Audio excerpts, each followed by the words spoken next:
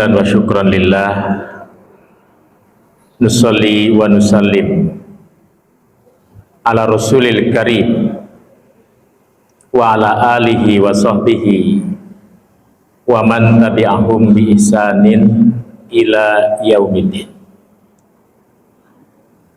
Asyhadu an la ilaha illallah wahdah la syarikalah wa asyhadu anna Muhammadan abduhu wa rasuluh la nabiyya wa la rasula ba'dah amma ba'du. Faqala Allah ta'ala fil Qur'anil Karim, a'udzu billahi minasyaitonir rajim, ya ayyuhalladzina amanu taqullaha haqqa tuqatih wa la tamutunna illa wa antum muslimun. Uhayyikum bi tahiyatil Islam, tahiyatan mubarakah. Assalamualaikum warahmatullahi wabarakatuh.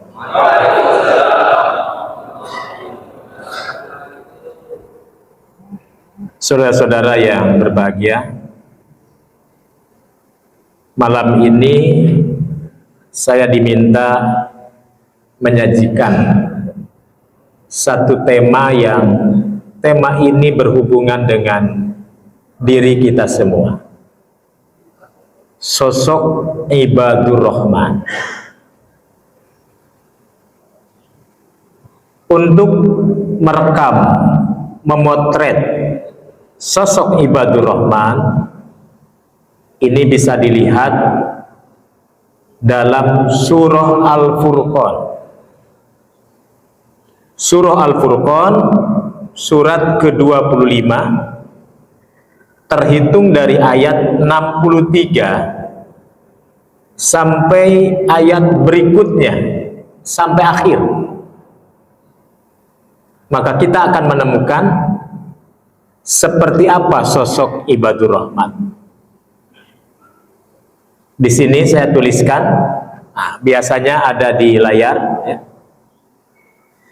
Juru layarnya mungkin sedang absen ya. Kalau kita lihat di ayat pertama surah Al-Furqan ayat 63, sosok ibadur rahman adalah pribadi santun. Kemudian sosok kedua, sosok ibadur rahman adalah sosok yang senantiasa membiasakan sujud kepada Allah. Yang ketiga, sosok ibadur rahman adalah sosok yang senantiasa memohon dijauhkan oleh Allah dari api neraka. Yang keempat, sosok ibadur rahman adalah sosok yang seimbang dalam segala hal, termasuk dalam berinfak di jalan Allah. Sosok ibadur rahman adalah sosok yang tidak pernah berbuat nista, berbuat syirik, dan perbuatan-perbuatan hina lainnya. Keenam, sosok ibadur rahman adalah sosok yang senantiasa menyegerakan bertaubat sebelum terlambat. Yang ketujuh, sosok ibadur rahman adalah sosok yang tidak memberikan kesaksian palsu dan senantiasa menjaga dirinya. Yang kedelapan, sosok ibadur rahman adalah sosok yang senantiasa menerima peringatan siapapun yang mengingatkan. Dan yang kesembilan, sosok ibadur rahman adalah sosok yang senantiasa mendoakan terhadap keluarganya. Iwan Fidin azakumullah, itulah 9 karakteristik. 9 karakteristik siapakah ibadur rahman perspektif Al-Quran. Mulai dari ayat 63 sampai ayat 75. Saudara-saudara, ibadur rahman hanyalah sebuah panggilan. panggilan Allah terhadap orang-orang yang memiliki karakteristik baik. Buya Hamka dulu pernah menulis buku. Bukunya sangat populer, bukunya sangat menawan, bukunya sangat mudah dicerna dan sangat mengena. Judul bukunya Pribadi Hebat. Ada yang pernah baca? Buku Buya Hamka judulnya Pribadi Hebat. Nah, ini luar biasa. Dengan gaya sastranya, Buya Hamka memang orang yang pandai memotret suatu persoalan dengan bahasa komunikasi hati yang sangat mendalam. Nah, judulnya Pribadi Hebat. Silakan dicari di toko buku, judulnya Pribadi Hebat. Kemudian ada ulama besar kita di tanah air yang sama-sama menulis tentang pentingnya budi pekerti.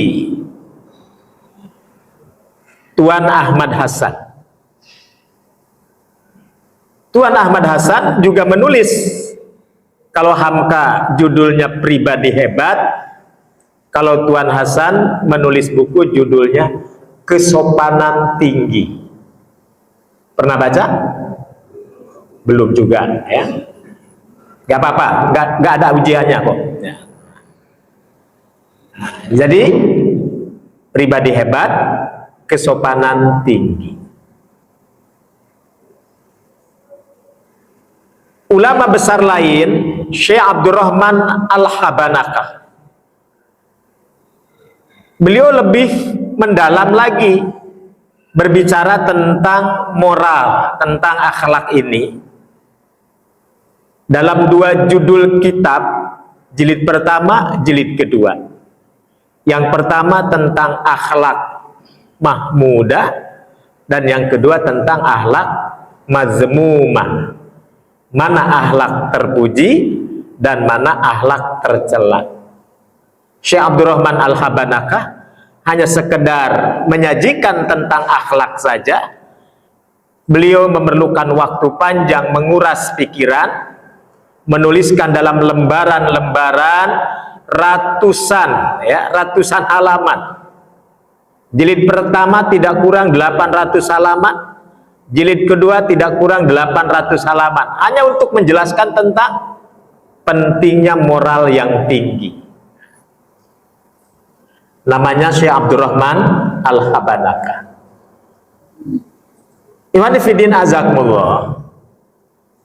Setiap ulama yang berbicara tentang akhlak pasti merujuk pada ayat yang ada pada surat Nun wal qalami wa ma yasturun. Nah, ini Nun wal qalami wa ma yasturun. Surat apa itu? Surat Al-Qalam. Ikhwan fillah azakumullah. Nun wal qalami wa ma yasturun. Ma anta bi ni'mati rabbika bimajnun wa innaka la'ala khuluqin azim. Jadi ayat keempat dalam surat Al-Qalam selalu dibawakan menjadi dalil pokok untuk menyebutkan bahwa tidak ada manusia yang paling bermoral, tidak ada manusia yang paling memiliki nilai, tidak ada manusia yang layak dijadikan sosok teladan. Manusia unggul bermoral tinggi, manusia luhur memiliki nilai yang paripurna. Dialah Rasulullah Shallallahu Alaihi Wasallam. Maka Allah katakan wa innaka la'ala khuluqin azim.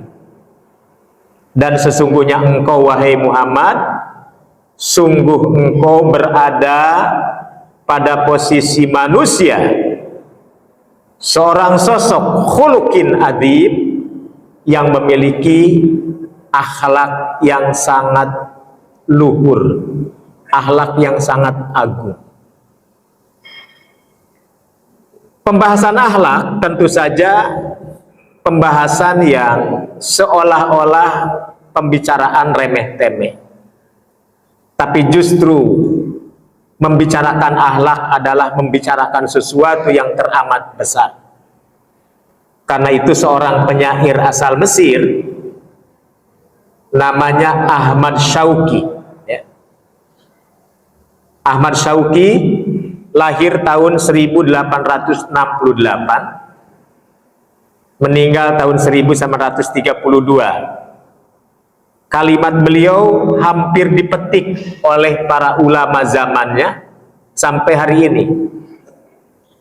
Innamal umamu al akhlaqu ma baqiyat, fa inhum dhahabat ahlakuhum dhahabu.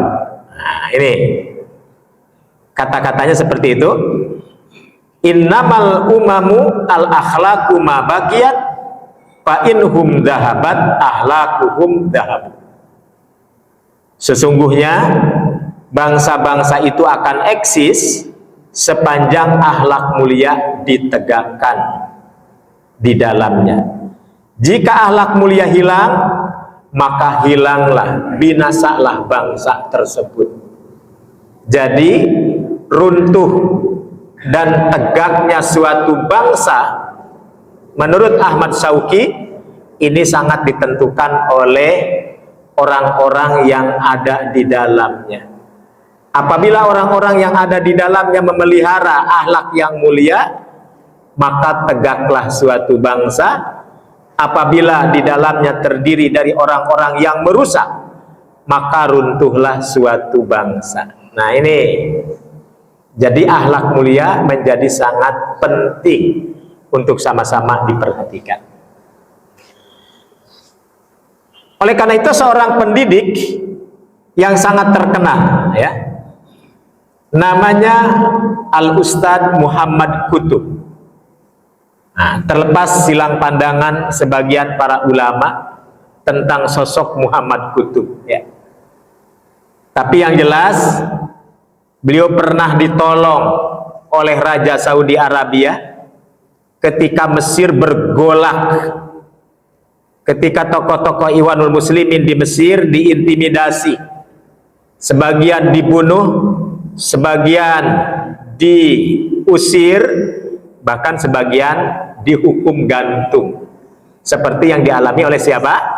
Sayyid Qutub. Jadi masih ada tali persaudaraan dengan siapa? Muhammad Qutub. Beliau wafat tahun 1966. Berarti 66 di kita ini sedang musim apa? Sedang musim komunisme, ya. Nah, beliau termasuk juga yang sangat kritis terhadap pemikiran-pemikiran komunisme waktu itu. Tahun 66 beliau meninggal. Beliau berkomentar tentang moral, tentang nilai, tentang akhlak. Inna hadhihi risalah minal kamal wal jamal wal udmah was sumun was sidqu wal haqqu bihaitsu la yahtamiluha illa ar-rajulu alladhi yusna alaihi la hadasana. Kata beliau, tidak ada yang layak di antara manusia yang mendapatkan pujian, baik itu sifatul kamal, sifat-sifat sempurna, sifatul jamal, sifat-sifat keindahan, keindahan lahir batin tentu saja, sifatul udmah, sifat-sifat keagungan, sifatus subul, sifat-sifat kesempurnaan, sumulia, ya. Apalagi as-sidqu wal haqqu, kejujuran dan hak itu sendiri, bihaitsu la yahtamiluha illa ar-rajulu alladzi yusniyallahu alaihi hadatsana. Pujian-pujian ini hanya layak disematkan kepada satu sosok, itulah sosok Muhammad Sallallahu Alaihi Wasallam. Nah, oleh karena itu saudara-saudara, orang bertanya, kenapa Al-Quranul Karim berbicara tentang isi Taurat, berbicara tentang isi Injil? Di dalam Taurat dan Injil tidak ditemukan kata Muhammad. Namun justru dalam Taurat dan Injil dituliskan nama Ahmad, ya, bukan Muhammad. Maka Nabi menjelaskan, aku memiliki beragam nama. Selain namaku Muhammad, aku pun bernama Ahmad. Nah, jadi Taurat dan Injil menulis nama Rasulullah Shallallahu Alaihi Wasallam itu bukan dengan Muhammad, tapi Ahmad. Dalam surat apa? Kenapa ditulis Ahmad, tidak Muhammad? Muhammad artinya terpuji, Ahmad artinya paling terpuji. Kenapa harus ada kata paling terpuji? Ya. Maka dalam hal ini, seorang ulama bahasa, pakar linguistik, pakar bahasa, namanya Al-Imam Ar-Raghib Al-Asbahani. Imam Ar-Raghib Al-Asbahani menjelaskan kenapa Rasulullah Shallallahu Alaihi Wasallam diberi nama Ahmad, ditulis dalam Taurat dan Injil dengan kata Ahmad. Li'anna Ahmad huwa ismut tabdil. Karena Ahmad menurut tata bahasa Arab itu disebut isim tabdil. Apa itu isim tabdil? Bentuk kalimat untuk menyebutkan lebih dari segalanya. Maksudnya apa? Kalau Muhammad artinya terpuji, kalau Ahmad artinya paling terpuji. Jadi tidak ada kata paling kecuali disematkan kepada Allah sendiri. Melihat, maha melihat. Mendengar, maha mendengar. Itu hanya untuk Allah. Tapi ketika menyebut kalimat terpuji, nah itu disematkan kepada Rasulullah Shallallahu Alaihi Wasallam. Maka di dalam Taurat dan Injil, kata Imam Ar-Raghib Al-Asbahani, itulah rahasia dibalik mengapa Nabi akhir zaman ditulis dengan kata Ahmad. Iwanifidin azakumullah.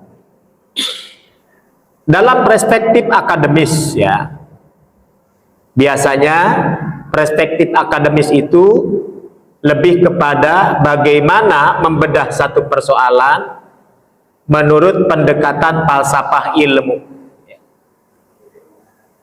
Falsafah ilmu. Islam sebagai agama sempurna mengajarkan paling tidak di dalamnya 3 hal paling pokok. 3 hal paling pokok itu diambil dari mana? Dari rukun agama itu sendiri. Rukun yang pertama adalah rukun iman itu sendiri. Yang kedua adalah rukun Islam itu sendiri. Dan yang ketiganya adalah ihsan. Ya. Iman, Islam, ihsan. Para ulama lebih banyak menggambarkan ketika bicara iman, bagaimana orang bisa beriman? Apakah ada caranya seperti apa menggiring manusia untuk beriman? Di satu sisi, hidayah milik Allah. Tapi di sisi lain, upaya manusia mendapatkan petunjuk tergantung upaya amar ma'ruf nahi munkarnya manusia sesama manusia. Nah ini. Maka mengapa ada hadis Nabi yang mengatakan al-amru bil ma'ruf wa nahyi anil munkar diletakkan setelah rukun iman. Nah ini. Jadi amar ma'ruf nahi munkar diletakkan oleh para ulama sesuai dengan bunyi hadis. Nabi sendiri yang memposisikan amar ma'ruf nahi munkar itu ada pada posisi setelah rukun iman. Ini dibedah secara panjang lebar oleh seorang ulama Mesir, namanya Fadilatul Syekh Profesor Dr. Abdul Halim Mahmud. Profesor Dr. Abdul Halim Mahmud mencoba menguraikan bahwa sebuah gerakan dakwah, sebuah manhaj berfikir itu tidak bisa dilepaskan dari akhlak. Ketika berbicara akhlak, tidak bisa dilepaskan dari apa yang disebut al-amru bil ma'ruf wa nahyu anil munkar. Oleh karena itu, dalam kitab Sifatul Bayan fi Ma'anil Quran, Sifatul Bayan fi Ma'anil Quran, di situ ada kalimat wa min fitanid dhahiratil yaum tarkul amri bil ma'ruf wa nahyu anil munkar. Fitnah yang paling besar di abad ini ketika manusia sudah meninggalkan amar ma'ruf nahi munkar. Tuh. Bisa jadi amar ma'rufnya dijalankan, tapi ada yang lebih berat dari amar ma'ruf, apa? Nahyul munkar. Ini yang paling berat. Karena itu rumusnya adalah ja'al haqqu wa zahaqal batil. Nah, ini diterangkan oleh para ulama. Kenapa kalimatnya ja'al haqqu? Kenapa kalimatnya zahaqal batilu? Al-haqqu bisa datang kalau ada al-amru bil ma'ruf. Dan kebatilan bisa sirna kalau ada zahaqal batil. Oh, jadi al-amru bil ma'ruf itu hubungannya dengan ja'al haqqu. Sementara nahyul munkar hubungannya dengan zahaqal batil. Kebatilan bisa sirna kalau orang berbuat, beraksi mencegah kemungkaran. Ini ada kritik dari saudara-saudara kita di Turki. Walaupun Turki sendiri istilahnya pernah mengalami kepailitan yang hebat, terutama pada zaman Mustafa Kemal Pasha Atatürk. Turki dilanda sekularisme hebat karena Mustafa Kemal Atatürk, seorang budak Yahudi asal Turki yang mengubah sistem Islam menjadi sistem sekuler di Turki. Dan kita tahu dalam sejarah Mustafa Kemal Atatürk meninggal dunia dalam keadaan mengenaskan. Ini sudah viral beritanya, sudah tidak bisa ditutup-tutupi. Dunia tahu siapa Mustafa Kemal Atatürk. Makanya para ulama pernah mengkritik Bung Karno. Gara-gara Bung Karno dalam salah satu pidatonya, dia menginginkan membawa Indonesia seperti Turki dibawa oleh Mustafa Kemal Atatürk. Salah satu pidato Bung Karno. Makanya para ulama dulu mengkritik pidato Bung Karno tersebut karena menyebut Mustafa Kemal Atatürk. Bapak-bapak masih ingat belakangan 2 tahun 3 tahun yang lalu di Jakarta pernah ada yang mau merubah nama jalan. Konon katanya Mustafa Kemal Atatürk sudah layak dijadikan jalan di Jakarta. Padahal dia seorang tokoh sekuler, tokoh yang bau amis, ya, tokoh yang bau sampah, diabadikan oleh dunia. Dunia tahu bagaimana kematian Mustafa Kemal Atatürk yang mengenaskan. Maka orang bertanya, kenapa Mustafa Kemal Atatürk dibenamkan, dikuburkan di tempat yang jauh dari keramaian kota? Kenapa? Karena kuburannya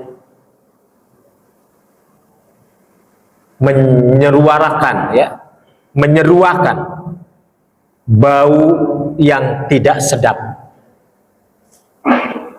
Maka konon para pemerintah Turki berupaya supaya Kemal Pasha dibumbuin pakai obat-obatan supaya wangi. Tetap saja baunya tidak hilang. Ditutup lagi pakai beton, baunya masih juga tercium. Ditutup lagi, baunya masih tercium juga. Akhirnya sepakat Mustafa Kemal Atatürk dibawa kemana? Dibawa ke tempat jauh dari keramaian. Itu nasib Mustafa Kemal Atatürk. Nah, oleh karena itu saudara-saudara, inginkah kita mengulang sejarah? Ya. Oleh karena itu dunia barat hari ini berlomba-lomba membicarakan pentingnya ilmu budi pekerti masuk di dalam kurikulum. Tuh. Jadi saat negara-negara barat yang dulunya sekuler justru rame-rame menginginkan agar perguruan-perguruan tinggi, sekolah-sekolah memberikan pelajaran budi pekerti, walaupun namanya bukan budi pekerti, apa? Pendidikan nilai. Ya, namanya pendidikan nilai. Salah satu tokoh di negeri ini namanya Profesor Somantri, ya. Beliau dikukuhkan untuk memimpin salah satu sekolah pasca sarjana di Bandung, ya di UPI kalau dulu, ya, Universitas Pendidikan Indonesia, IKIP dulu. Nah, ada program doktor konsentrasinya pendidikan nilai. Jadi belum berani juga menyebut pendidikan akhlak, ya, tapi pendidikan nilai. Kenapa? Ya karena di barat pun namanya dengan istilah pendidikan nilai. Nah, baru setelah digungkan menjadi bagian dari kurikulum, ya semua orang mencoba menayangkan bagaimana membenahi masyarakat, memulai kembali dari penanaman akhlak mulia. Dalam Islam, bagaimana Imam Abu Hamid Al-Ghazali pentingnya menanamkan akhlak mulia. Bagaimana Imam Ibnu Qayyim Al-Jauzi pentingnya menanamkan akhlak mulia. Karena itu mereka mengistilahkan akhlak saja tidak cukup kalau tidak ditanamkan dengan sebaik-baiknya. Maka beliau mengistilahkan takhalluk. Jadi orang bisa berakhlak, orang bisa bermoral, orang bisa punya nilai. Ini tidak bisa mengandalkan modal manusia itu sendiri yang memang diturunkan oleh Allah sudah punya bekal akhlak.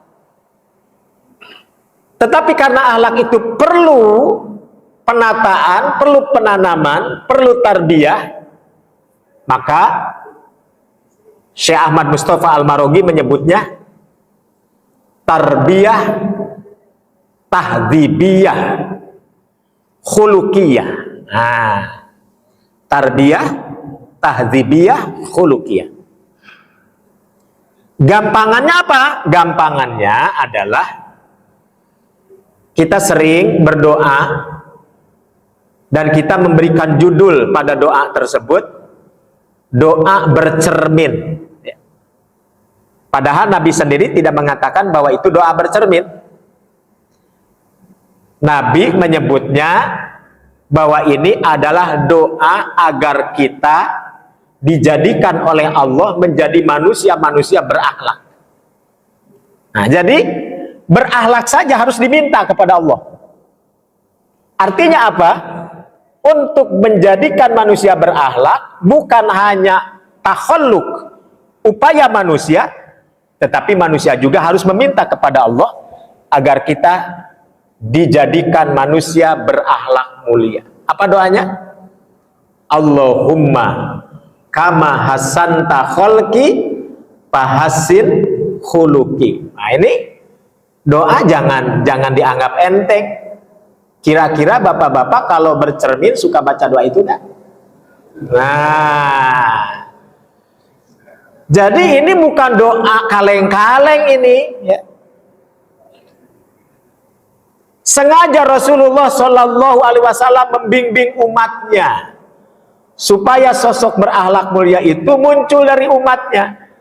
Atau dalam perspektif Al-Quran, sosok ibadur rahman yang disebutkan tadi itu muncul ada pada pribadi umatnya. Kalau Nabi sudah jelas, jaminannya Allah, wa innaka la'ala khuluqin adzim. Kemudian ayat yang lain apa? A'udzubillahi minasyaitonirrajim. Laqad kana lakum fi rasulillahi uswatun hasanah. Itu sudah jelas. Wa innaka la'ala khuluqin adzim. Sudah jelas.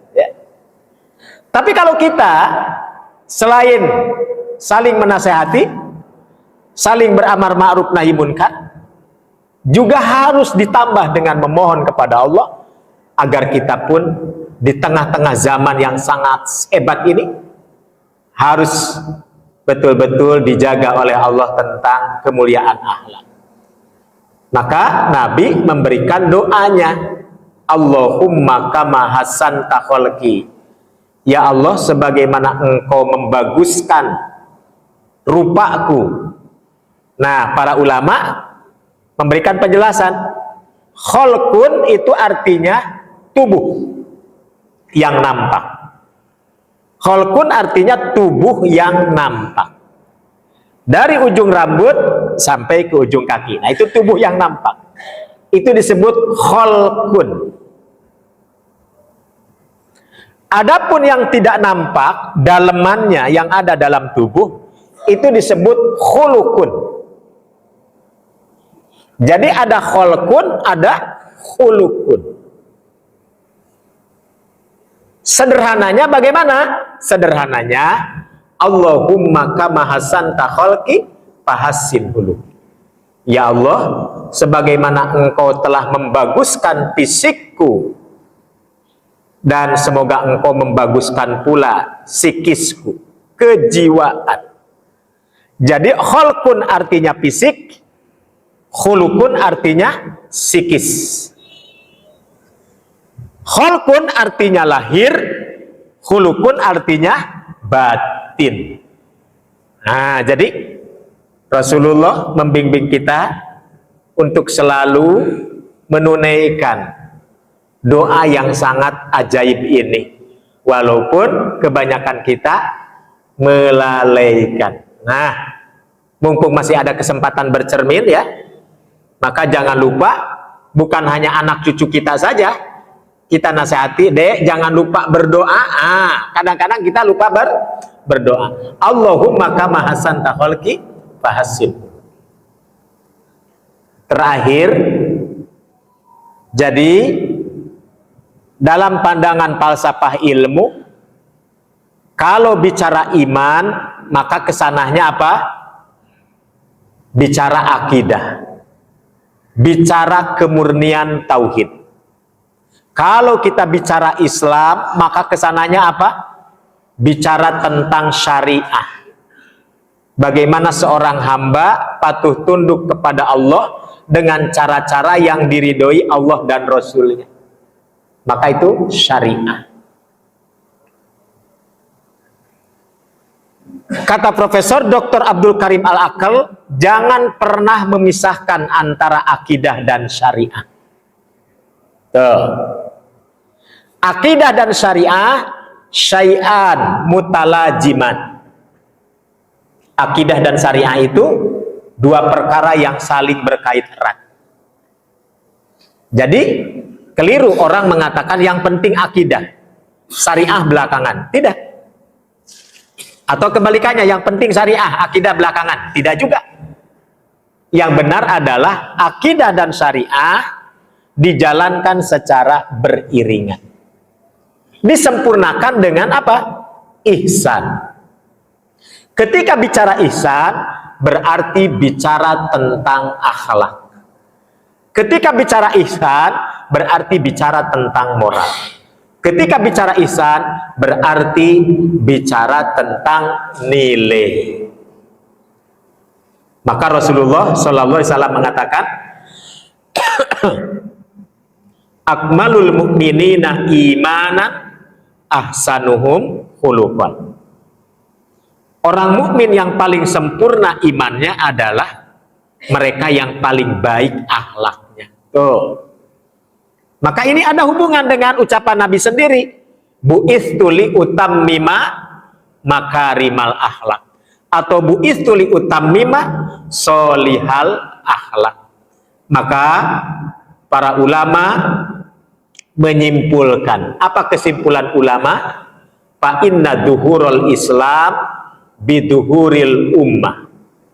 Sesungguhnya kejayaan Islam sangat ditentukan oleh jayanya umat. Wa duhurul ummati biduhurir rijal. Sementara agungnya umat, suatu umat sangat ditentukan oleh setiap personal umat yang ada di dalam.